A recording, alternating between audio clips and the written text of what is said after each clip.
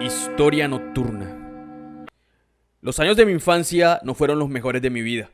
Vivíamos con muchas precariedades, aguantábamos física hambre, dormíamos en el suelo en una casa en donde llovía más adentro que afuera. Y lo peor de todo eran mis padres, quienes nunca fueron los mejores en su forma de criar. Yo soy la menor de 3 hermanos. Siempre tuve claro que no quería quedarme en ese pueblo. Quería estudiar y salir adelante. Así que cuando ya estuve más o menos grandecita, me las ingeniaba para irme todos los días para un colegio que quedaba en otro pueblo como a media hora. Como mis papás nunca quisieron matricularme, yo hablaba con una profesora y ella me dejaba recibir las clases. Así fue como aprendí a leer y le tomé el gusto a los libros. Eran para mí un escape de la realidad. Con 14 años, mi pasatiempo favorito era leer cuentos y fábulas. La mayoría eran cartillas o libros viejos que los profesores me regalaban y que yo iba acomodando en una biblioteca improvisada que hice con cajas de cartón en la sala de la casa. Con el tiempo le fui también cogiendo el gusto a la poesía, así que leía y escribía poemas casi todo el tiempo. Pero como cosa de no creer, a mi mamá le daba rabia verme con un libro en la mano o escribiendo algo. Me decía que eso no servía para nada, que lo que tenía que procurar era buscar un hombre que me mantuviera, porque yo así como iba, no iba a conseguir marido, que las mujeres que se las dan de inteligentes nadie las quiere. Así me decía cada vez que llegaba a la casa y me encontraba leyendo. A mí eso me daba rabia y tristeza al tiempo, porque yo en lo último que pensaba era en andar enamorándome, sobre todo porque la idea que yo tenía del amor era la de mi papá llegando borracho a golpear a mi mamá y ella más adelante desquitándose con nosotros, y yo no quería eso para mí. Cuando cumplí 15 años, el regalo que me dieron fue presentarme a un señor, un tipo al que conocía en el pueblo por vender cosas rezadas para hacer o quitar brujerías, que según el viejo estaba interesado en mí y a mi mamá le pareció buena idea llevarlo a la casa para que a partir de ese día yo le recibiera la visita todas las tardes. Y así era, sagradamente todos los días a las 5 de la tarde se aparecía ese señor. Mi mamá le hacía café y después se sentaba al lado de donde yo estaba leyendo y empezaba a decirme un montón de cosas tratando de impresionarme. De que él tenía no sé cuántas casas, que a él le iba bien, que quería tener muchos hijos, que yo podía ser la afortunada. Yo, sin embargo, no le mostraba el más mínimo interés. Le esquivaba el rostro cada vez que intentaba tocarme con sus manos mugres. Ni siquiera le levantaba la mirada o le hacía algún gesto. Mantenía los ojos puestos en mis libros hasta que él se aburría y se iba. Una tarde, ya desesperado, me agarró a la fuerza del brazo, me levantó y me sacó a empujones de la casa, diciéndome todo tipo de insultos. Mi mamá solo miraba desde la cocina sin mostrar algún tipo de repudio por lo que estaba pasando. Lo mismo mi papá, que ni siquiera se levantó de su silla en donde estaba pasando una borrachera. Los únicos que pudieron haberme defendido eran mis hermanos, pero hace meses que los habían mandado a trabajar a una finca que estaba a 2 horas de allí. Nada sabían de lo que estaba pasando. Ese señor me ultrajó por toda la calle principal del pueblo. En más de una ocasión me tiró al suelo y me levantó de los cabellos gritándome que no fuera desagradecida, mientras la gente solo se asomaba por las puertas y las ventanas murmurando comentarios, inclusive riendo, pero sin hacer nada.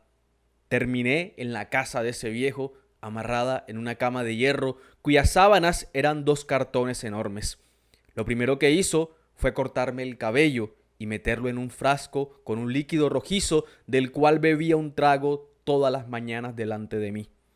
Allí intentó en muchas ocasiones abusarme, pero yo me defendí con las fuerzas que no tenía. Era una niña desnutrida, anémica, con la piel enferma, llena de mucha rabia y de miedo. Lo único que podía hacer por mi vida era apretar los dientes como un animal furioso y aguantar las cachetadas que ese desgraciado me asestaba, acomodándose el frente de los anillos hacia adentro de la mano. Pero ningún maltrato físico me aterraba tanto como lo que hacía todas las noches en la habitación. Se paraba enfrente mío sin ropa, mientras emitía un sonido extraño con la boca cerrada. Luego tomaba sangre de cerdo de una botella, se dejaba pasar 2 tragos, daba varios gritos con la cabeza levantada y el resto de lo que quedaba en la botella lo ponía sobre su lengua y lo dejaba rebosar en su pecho.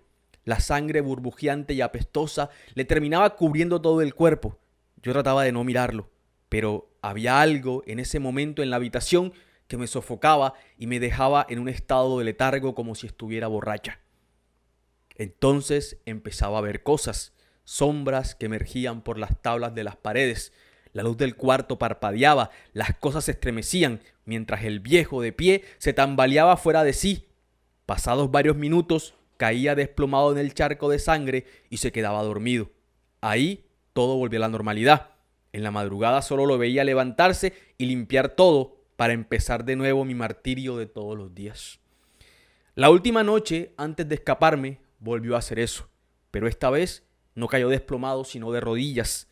El cuerpo se le puso rígido y en su barriga se le formaron bultos que le subían hasta el pecho como queriendo salir. Uno de esos bultos tenía forma de un rostro humano, parecía abrir la boca debajo de la piel del viejo y subía con fuerza hasta su cuello, el cual se inflaba casi a punto de explotar. De pronto la cabeza le colgó a un lado como si perdiera el conocimiento. Quedó allí arrodillado y tambaleando, con los ojos cerrados y dando pequeños brincos, experimentando un tipo de trance o pesadilla, porque a veces se encogía de hombros y arrugaba la boca igual que hace uno cuando están a punto de pegarle y quiere aguantar el golpe. Pensé que se iba a volver a quedar dormido, pero esta vez los ojos se le abrieron totalmente blancos, levantó la cabeza como mirándome y el cuerpo, de una forma antinatural, se puso de pie, con los brazos colgados como si alguien más lo estuviese alzando. La barriga se le veía templada, más inflada y llena de líneas rojas como desgarros en la piel que le surgían desde el vientre hasta el cuello. Yo trataba de zafarme de la cuerda que tenía amarrada en los pies, pero el nudo estaba muy apretado y ya me estaba quemando la piel tratando de romperla. No sé exactamente qué fue lo que pasó. El hombre dio varios brincos y empezó a vomitar sangre a chorros impresionantes que le caían sobre el pecho. Ahí comenzó a quejarse soltando un llanto largo y constante. Lloraba como un bebé. Era impresionante ver su figura, su cuerpo lleno de moretones y heridas que le aparecían y desaparecían por toda la piel, al tiempo que decía cosas en una voz infantil y demoníaca. Fue en ese momento en que intentó acercarse a mí diciéndome que lo ayudara, que algo lo estaba matando. Se veía que no podía respirar, se agarraba del cuello y la barriga se le movía hacia todas partes. De repente la sangre que estaba en el suelo empezó a zarandearse como si allí, debajo de ese manto rojo putrefacto, estuviese emergiendo una serpiente enorme. Completamente dominada por el pánico, tiré de la cuerda con toda la fuerza que me quedaba y ésta se reventó. Salí corriendo de ahí, mientras el hombre se quejaba de una forma inhumana. La voz iba entre la de un llanto de un niño y el chillido fuerte de un cerdo adulto. No sé cuántas horas caminé esa noche, pero cuando el sol me dio en la cara, tenía 2 señores agachados frente a mí que me echaban agua para que despertara. Estaba tirada en un camino saliendo del pueblo. No regresé a mi casa. Una de las profesoras que conocí me ofreció ayuda y me prestó una habitación donde pasar la noche que se convirtieron en varias. Pero fueron meses horribles en los que yo no dejaba de soñar con ese tipo y lo que había pasado esa vez. Tenía su rostro vivo en mi cabeza. Cada vez que cerraba los ojos veía los de él y los montones de sangre saliendo de su boca. A los días me enteré que el hombre había muerto, que lo encontraron en un charco de sangre con la barriga quemada y llena de huecos, como si lo hubiesen atravesado varias veces con un hierro caliente. Nadie preguntó qué había pasado, ni se interesaron en saber por qué había muerto. Nadie quiere enterarse de cosas que lo aterran, y eso era lo que presentían. Más porque esa vez en el pueblo reinó un silencio abrumador y un frío extraño que se paseaba por las puertas de las casas. Esas 3 noches dizque se escuchaban cadenas y voces en los patios de las casas, pero era algo de lo que no se comentaba. Una amiga de la profesora conoció mi caso y entre las cosas que me aconsejó era que aprovechara mi gusto por la escritura y soltara todo ese miedo y dolor que me atormentaba. Así fue que tomé el hábito del diario y escribía cada vez que me sentía esa tribulación angustiante que me anudaba la garganta y me hacía temblar las manos de miedo. Pocas veces podía dormir tranquila. Siempre en mis sueños sentía una sombra acercarse a mi rostro y diciéndome algo. Cuando abría los ojos, un frío de cementerio estaba ahí, por toda la habitación. Mi angustia se hizo más insoportable cuando una noche, sentada en el borde de la cama, con el rostro entre las manos y llorando, vi unos pies gordos y amarillos posarse enfrente de mí. Después de esa vez, en varias ocasiones, encontré huellas de sangre en el piso de la habitación mirando hacia los largueros de mi cama. Escribía muchas cosas, la mayoría cosas horribles. Eran mis miedos. Aunque no describía nada concreto, era como si lo dibujara y eso no me ayudaba con mi sufrimiento. Entonces aprendí a escribirle a Dios.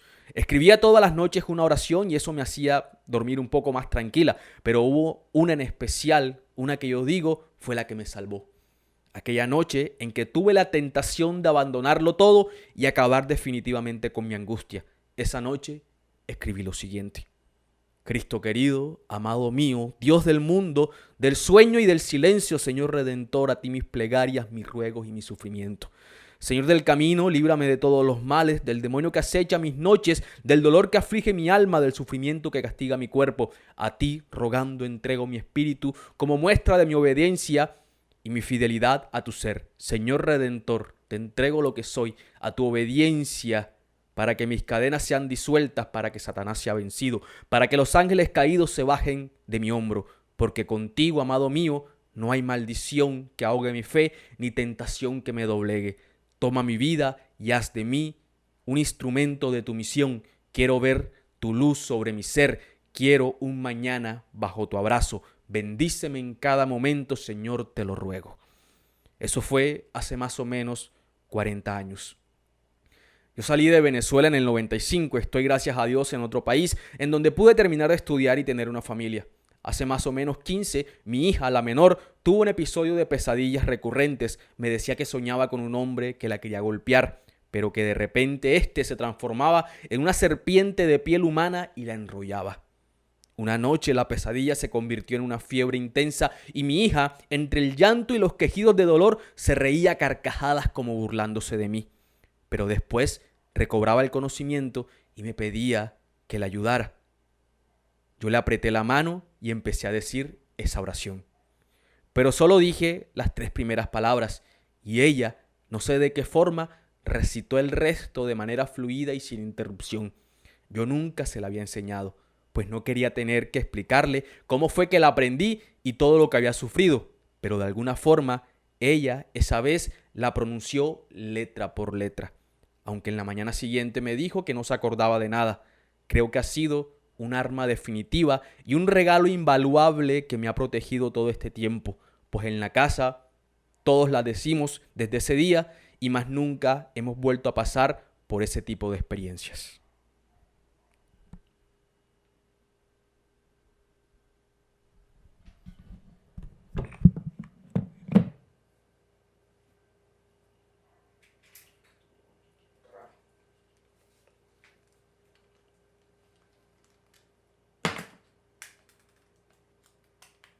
¿Qué fue, vale?